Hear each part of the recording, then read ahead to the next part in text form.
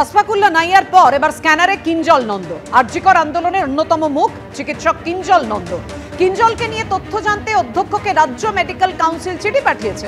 কতদিন ছুটি নিয়েছেন কিঞ্জল, নিয়ম মেনে নিয়েছিলেন কিনা, আরজিকর মেডিকেলে পিজিটি হিসেবে কত স্টাইপেন্ড পান কিঞ্জল নন্দ, বিজ্ঞাপন আর সিনেমায় অভিনয় করতে অনুমতি নিয়েছিলেন, একাধিক প্রশ্ন করেছে রাজ্য মেডিকেল কাউন্সিল এবং তাই নিয়ে চিঠি পাঠিয়েছেন তারা নবান্ন এবং আরজিকর মেডিকেল কলেজের অধ্যক্ষের কাছে।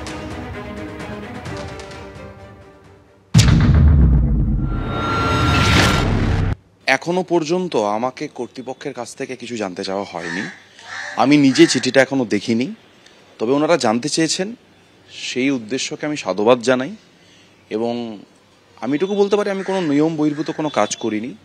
আমার ডিউটি আওয়ার্সের পরে আমি কি করব সেটা সম্পূর্ণ আমার ব্যক্তিগত ব্যাপার। আমি কোথাও প্রাইভেট প্র্যাকটিস করি না বা করিও নি, তাই সেই জায়গায় তো বলার কিছু নেই। এবং আমি তারপরে কিভাবে আমার সময় কাটাবো বা আমার রিক্রিয়েশন বা আমি কি করব সেটা সম্পূর্ণ আমার ব্যাপার। আমার প্রশ্নটা হচ্ছে, মেডিকেল কাউন্সিলের যদি এতটাই সৎ উদ্দেশ্য থাকে, তাহলে যার নামে এরকম আর্থিক দুর্নীতির অভিযোগ সন্দীপ ঘোষ, তার বিরুদ্ধে ওনারা কি ব্যবস্থা নিয়েছেন? বা বিরূপাক্ষ বিশ্বাস, অভিজ্ঞ, এদের এগেনস্টে যে ভুরি ভুরি অভিযোগ জমা পড়েছে, তার এগেনস্টে কি ব্যবস্থা নিচ্ছেন?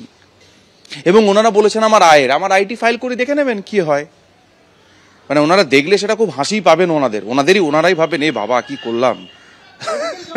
আমি যতদূর আমার জ্ঞান যতদূর আছে, সবটা তো আমি জানি না, যতদূর আমার জ্ঞান, এটা মেডিকেল কাউন্সিলের কাজ নয়। আমার অ্যাটেন্ডেন্স কি হচ্ছে না হচ্ছে সেটা জানতে পারে একমাত্র আমার ইউনিভার্সিটি, মেডিকেল কাউন্সিল নয়। কিঞ্জল ভালো ছেলে।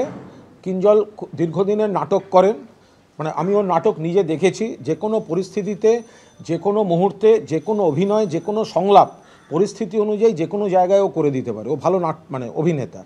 ফলে আমি ওর নাটক দেখেছি, আমি মঞ্চে গিয়ে দেখেছি। তো ফলে কিঞ্জল ভালো অভিনেতা। বিজ্ঞাপন হিসাবে ওকে দেখতে ভালো লাগলো। বাড়ির বিজ্ঞাপন, রডের বিজ্ঞাপন, আন্দোলনে আমি দীর্ঘদিন দেখেছি, তবে আমার ওর চিকিৎসা জানার সুযোগ হয়নি।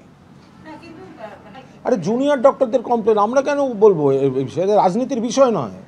জুনিয়র ডক্টরস অ্যাসোসিয়েশনকে জিজ্ঞেস করুন না, ওরা কমপ্লেন করেছে, ওদের বহু সদস্য কমপ্লেন করেছে যে দীর্ঘদিন ধরে যদি কেউ অন্য কাজ করে বেড়ায়, তো তাহলে তার ঠিকঠাক থাকছে না, মানে ঠিক কাজে সময় দিচ্ছে কি না, বা সেটা মানে সেই সময় দেয়াতে অন্য কেউ কোনো সাহায্য করে দিচ্ছে কি না, সে নেই অথচ সে আছে।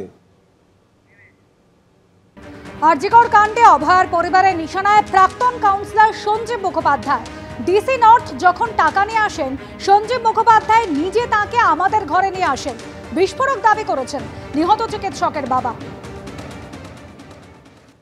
টালা থানা ওসি ওখানে প্রেজেন্ট ছিল এবং আমার স্ত্রী টালা থানা ওসির পায়ে পর্যন্ত ধরেছে সেমিনার রুমে ঢোকার জন্য, ঢুকতে দেওয়া হয়নি। এবং তা সত্ত্বেও সেমিনার রুমের মধ্যে অসংখ্য লোক ঘোরাঘুরি করছিল। উনি কি করে দেখবেন? যখন রাত্রি 9টা 10:30টার সময় আমার মেয়ের ডেড বডি যখন আমার ঘরে ছিল, তখন ডিসি নর্থ আমাদের যখন টাকা দিতে নিয়ে এসেছিল, এবং সঞ্জীব মুখার্জি নিজে ডিসি নর্থকে ঘরে নিয়ে এসেছিল টাকা দেওয়ার জন্য। আর কি কেউ দেখবেন উনি?